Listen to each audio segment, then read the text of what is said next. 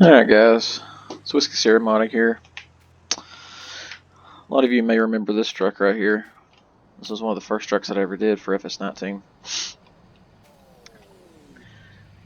It's going through a little bit of an update.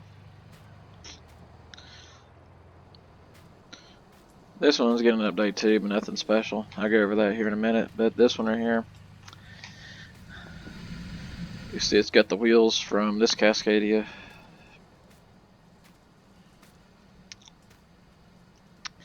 It's going to have some new lights and completely redone the interior. Before I show you in the game, I'll show you in Blender here. Not Blender, I'll show you just in Giants Editor. There's a truck in GE.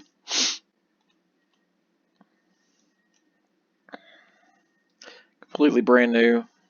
It's a Hum 3D interior. It's actually from the sleeper version. I just modified it in Blender so it would fit in the day cab version. The sleeper version, the old body style that actually comes with the model. These are all set of static lights, gauges and everything, so they actually work. Static light shader applied to that, and I'll go over that at some point on how to do that. It's fully UDIM'd, so everything is textured how it should be. Fabric, where there should be fabric, leather, where there should be leather. I'm not a huge fan of this interior color. It's pretty accurate to the real one, but I may go back through and change that. It's missing the shelf up here. I just gotta get that done. You can see the steering wheel did this like rubber texture on it, and then I did in Blender did like a leather wrapped style steering wheel. Decent looking LCD display. Actual glass covering the gauges. I'm gonna add some more details in here. Some details for the switches. Probably some decals like the shifter. A couple other things too, like it's gonna get the option for two different sounds, or two different sound files, I should say. So you're gonna have the Detroit DD sounds like from new body style Cascadia, and you're still gonna be able to use the Series 60 straight pipe Detroit sounds that are on the Freightliner Century and the original version of this truck. So the wheels that were originally used on this truck were from Blue Line Modding's Pete 389, and so I decided once I had my own wheels that I would switch those out with this truck. And I'll probably go back and do an update on the Century too, since it still has those wheels. Let's go back into GE here, or excuse me, the game here. So, interior, you can see it looks pretty good. Just gonna drop this trailer here. Hold on.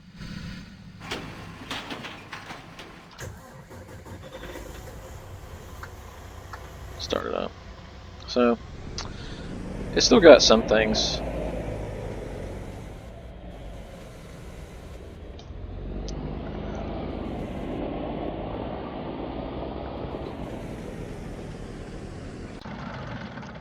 Let's see, it's still not completely perfect. You can see some daylight through there. I want to try and fix that.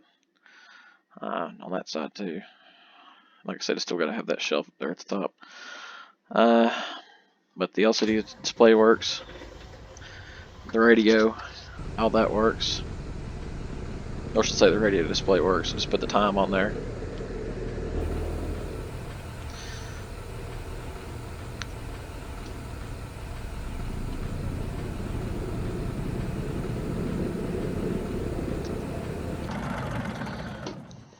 I don't know if you can hear me through this thing or not. I haven't quite figured out how to mix this new headset that I bought. So there's the flashers and normal headlights. These orange lights, I'm going to have to go back and Blender with these. And actually make static turn signals for the front and the sides, and then just leave the roof lights as their own light. But on the real truck, like this style headlight on the real truck, the amber running lights are a lot brighter. Of course, the headlights are a heck of a lot brighter than what they were. Those are actually just the static cone lights from the Lizard library, from the library headlights from the game. There's high beams. So I'm probably going to redo all the actual real lights like I did on the other truck. Let's look at it in store here. I'll probably update the store image too and change it. And give it a bull bar like on the sleeper version. You can see I added my lights, or excuse me, my wheels from the other truck that I made. Those colors, I fixed the colors where you only had, let's see if I can pull it up here, you only had chrome colors. So you can have blue chrome, but if you went down to like New Holland blue, it would still be blue chrome. So that's been fixed. So actually we'll pick New Holland blue. It's one of my favorite shades of just plain non-metallic blue. Of course, same package, the standard package was just molded bumper, molded mirror caps, painted package. So get the molded mirror caps. Of course, chrome, more chrome, I like to say. Some people are not a fan of the really shiny chrome, but when it comes to seeing one of these in real life and seeing one in the game, I prefer to actually have chrome. I'm probably going to go back and make this visor. You can see it's painted chrome. I'm probably going to do an add config script like I have on my other trucks and go back and make that configurable so you can choose if you want chrome, a chrome visor or a painted visor. Same with these fenders. I'm going to do the flow below little arrow skirts like I did on the other Cascadia. You can see Alcoa with steel wheels, Alcoa with the arrow caps. Some people are not a fan of how those look. I personally like how they look on the newer Arrow trucks. Let's see. The arrow covers with the chrome hubcaps. Super singles. A lot of people are a fan of these. And honestly, on these day cab trucks, these I like to say that these are like a tanker configuration. They look really good on a truck like this. Same with the chrome hubcap. That one, I copied this wheel configuration from the other Cascadia day cab that I'm working on. So I didn't actually see that, but it thinks that it has a tag axle. But it does not. So let's leave it at that for now. But you get all my same wheel configurations as you get from this truck. So basically the only two wheel options left are the full Arrow covers, or excuse me, the full Alcoa covers, and the rear uncovered and front uncovered. But it'll get a bull bar option, and it'll get a visor option. This tank, this is actually just an extra tank that I made for the truck itself. And I'll make it to where it's optional, so you can that space will be open. I'm probably going to do a single axle configuration as well. Now the other Cascadia, which is going to be the new body style that I'm doing, it's going to have single tandem and triaxle. That's why this one set here, so I can find it. That one seems fine.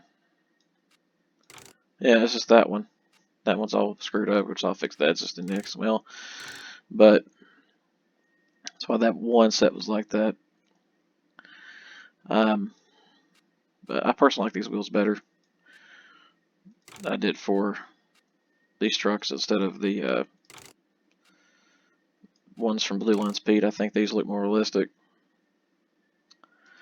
Anyway, same like options as far as like the engine. You'll get the DD13, DD15, DD16 Detroit engines, and those will have the sounds from the sleeper version of the new body style. Then when you get into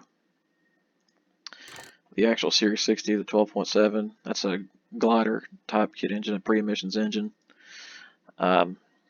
It will have the actual straight pipe Detroit sounds. And I'll probably do another set of these tanks in steps here, to where when you select this pre-emissions engine, it gets rid of the def tank, because it'll look kind of dumb with the pre-emissions engine. Anyway, single and dual exhaust. I'm probably gonna, I don't know how I feel. Let me know how you feel about these beacons. If you think I should keep them or think I should get rid of them. I pretty much have them on all my trucks, I think. Outside of the FL112, the Century, I don't think I have them on there. But, let me know how you feel about these. I actually took these off my CR1090 Combine that I did. And just kind of stuck them on here. I thought they would look good. Let's see. There's no normal white. Shaders normal white looks like grip. Anyway. Of course, headache rack. I think that's the one from Expendables.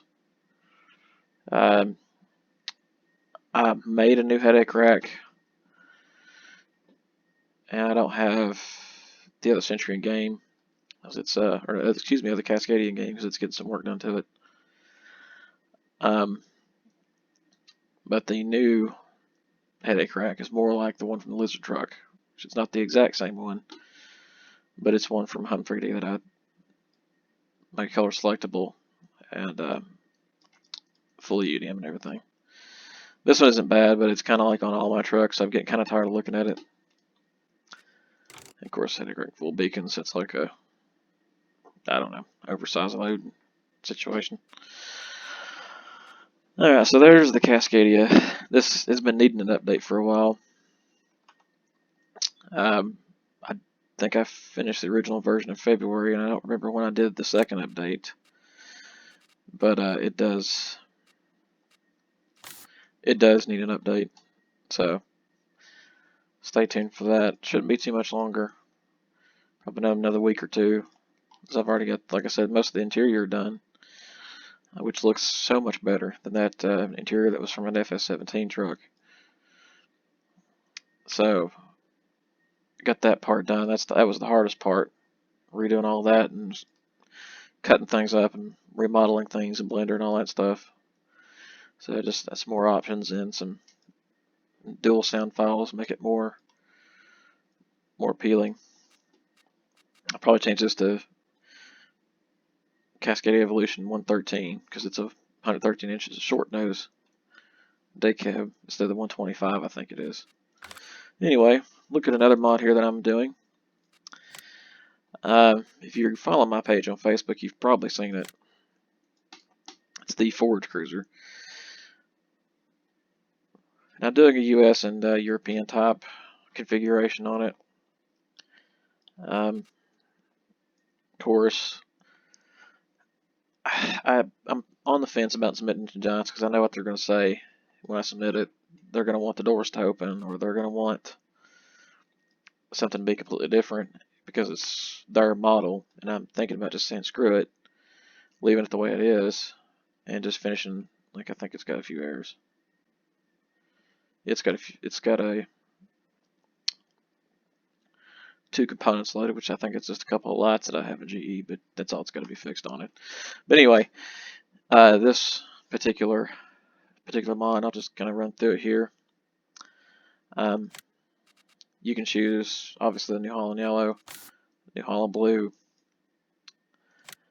New Holland Red, and I also did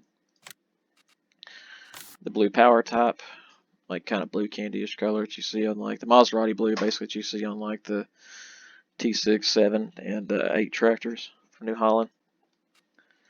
And of course, I also probably change it to, I don't know, red power. I don't know what you would call that, but just a couple of color configurations, kind of make it something unique. Did some rim colors. So some guys like funky rim colors. So I just added a whole bunch of different color options for the wheels. Of course, let's see. Remember which one it was. I think it was this one, kind of the silver one. You kind of make it like a blue power type. Same, back to white. Okay. Right through the options, of course. I've got Trelleborg, Michelin, Midas, and I call them Lizard, and I'll probably change it back to Goodyear. It's Goodyear LSWs. I got to figure out that issue right there with the hubs sticking through the wheel. I don't exactly know how I'm going to fix that. So I just move these tires through their wheel file in John's editor, and that's probably what I'm going to end up doing. Anyway, you get the normal singles, like the standard singles you would get from the game. The wide singles for Trelleborgs, and of course duals. And I did the American style duals, have their own separate hubs instead of the ones that clamp on the Euro styles. So I think these look cleaner. Same thing with Michelin, same size Michelin tires. Personally, I like how Michelin's look better than Trelleborgs. Harvesters, wide tires, single wide tires, and then twin wheels or dual wheels. Big fan of how those look, honestly. I think it looks pretty cool. The windows, I'll touch on that before I finish the wheel configurations, but the windows, you see they're tinted, and I'm going to make that an option too. I just haven't quite got around to that yet. Anyway, here, let's see. Can't remember yet. The tracks are on this one too. Now these, I honestly don't know if the final version is going to have these or not. And the reason I say that is, well,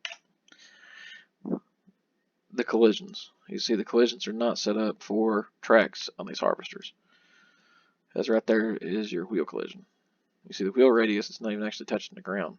But if you get it out the real world or whatever, it's going to be over here. So I think what I'm going to have to do is actually play around with this in John's editor and try to figure out how to make the track move just by itself. So I don't exactly know how I'm going to do that, but I'm so frustrated with just getting the tracks to work right that it may not even end up having tracks. I'll turn this back off here. Let's see. I don't think there was anything special for Midas. I think it was the same thing. These are the FST wheels, or tires, I should say, from in-game and in-game wheels. There's the LSWs, there's only one option for those. I think the Goodyear floaters look pretty cool on these harvesters. I think that was all the wheels on there. Now for the signs, these decals are all just one UV map pretty much. So what I had to do is actually go in and make these separate to make them a option. So you get the standard Euro signs that you would get on the in-game Forge Cruiser. And then you can choose from just the American, like North American configuration. So just the rear triangle. And then the combination. So you have both. And most of these that you see actually in North America will have these, but me personally, I like that style the best. Engine models, you have the FR480, FR550, 650, 780, 850, and the FR920. And that's pretty much all the options. I think I've actually got one out here. Still got that on. That's something else I gotta fix in this truck, is the exit point, because I exit like right here, and it's kind of annoying. Yep, I've got one. So, other things that I did to this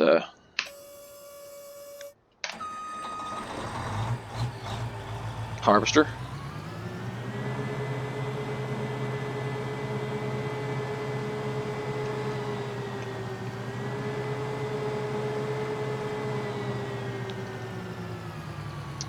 As you can hear, it has different sounds. If you played FS17, you'll recognize those sounds. They need a little bit of work, but it is the sounds from the FS17 harvester. They actually sound so much better. I don't know why that they... Now that doesn't sound that good. I gotta fix that stop sound. But I don't exactly know why. Don't exactly know why they kept those, or changed those sounds, I should say, but I'll get one from the game here, just a normal one. Yes.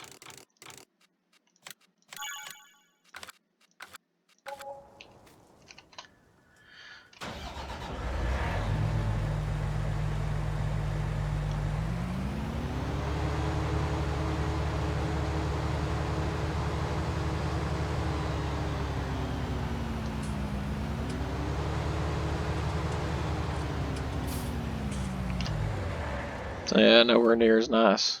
Now I'll show you something else too. A couple other things. The top speed, of course, it doesn't reflect it on here, because I got to change that in the mod desk. But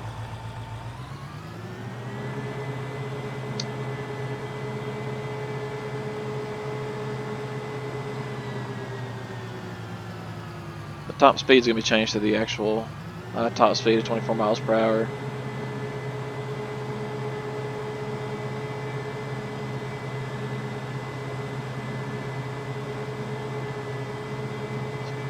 Let's see if I got one here. Yep, I got one.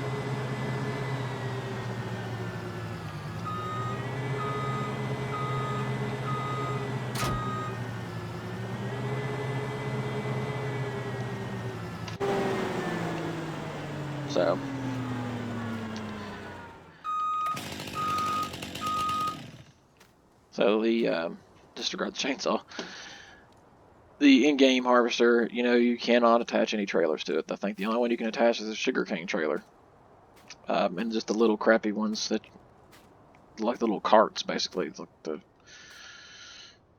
little European carts that you can attach. But the my version will have the ability to attach forage boxes and pretty much any of the in-game trailers. So all these you can attach. There's some mod ones from, I'm not going to mention the modder's name, but the weight limit loaded on this particular trailer is a little bit too much. Because fully loaded, the front end of the harvester just comes off the ground when you go to try and dump it. But for me, this is just a convenience feature. I'd rather be pulling a forage box. I mean, I got a freaking hitch. I don't know why I can't use it. You know, I'd rather pull a forage box, dump it at the silo, let a tractor run it, and just go back to chopping.